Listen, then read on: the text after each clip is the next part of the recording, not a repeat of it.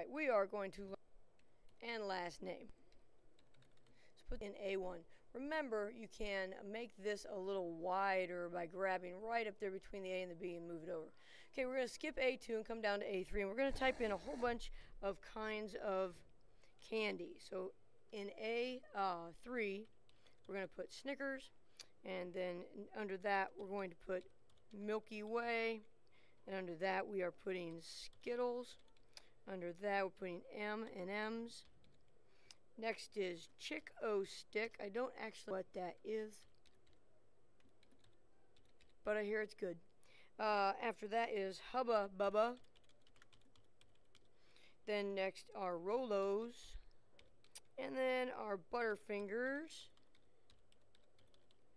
Next are Warheads. And last is Bubblicious. Okay, so this is as if we were going on a field trip, and everybody was to tell me what their favorite kind of candy is out of this list. Okay, and then in B3, starting in B3, across from Snickers, we're going to put how many people said the Snickers was their favorite. So we're going to go 8 and 16 Milky Way, 11 Skittles, 13 of the next one, 2, 30, 14, 26, 5. Whoa, I skipped one. See, that's what happens when you start going fast. There's 2 of those, 30, 14, 26, 5, and 21. Okay. All right, so that's how many people said that that's their favorite. All right, now I'm going to, in the goodness of my heart, I'm going to buy this for everybody. So I need to know how much each one is. So I'm going to, you don't have to do this, but I'm going to go ahead and format that column C to be currency. My computer's running pretty slow. Eventually,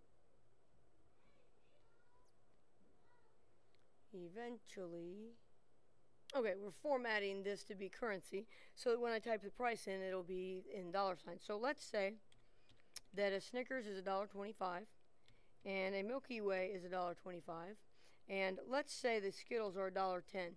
If yours only comes up as 1.1 instead of $1.10, that's okay. It'll still be right mathematically. Next one's $1.10, and then next one's $1.10. Let's say that bubblegum is 75 cents. The next one will be $1.10. The next one will be $1.25 because it's a candy bar, and then $1.10, and then the last one is bubblegum again. So we have all of our prices. Now, what we need to do is, step 6 says, for each type of candy, write an equation that tells Excel how to figure out how much money it will cost for each type of candy. Remember, you have to start with an equal sign. So we want to know how much we're going to spend just in Snickers. We're going to buy 8 Snickers. Each Snickers is $1.25. So that means we would multiply. So we're going to start with equals, and we want to multiply how many Snickers we're getting by what the price is. And we are not going to say 8 times $1.25 because that would only tell us the answer if it was 8 Snickers and $1.25. But if we tell it to multiply where the answer to how many Snickers we have is B3 times what is the price of the Snickers, which is found in C3, and hit enter, it'll tell us that it's $10.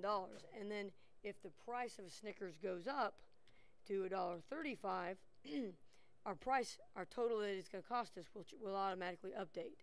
Okay? Or if you had said that it was 8 times $1.25 and the price went up to $1.35, this would not update. Okay? So we'll put that back to $1.25. Okay? Same thing here. Milky Way, we're going to say that that's going to equal how many Milky Ways, which is in B4, times what is the price. So you're going to do that for each one of these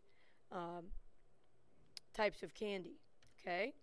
I'm not going to do them all, but let's say that we ended up with all of them done.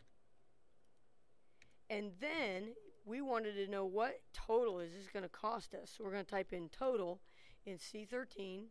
And then down here in D13, you're going to add up how much total money it's going to cost you when you get up to the cash register.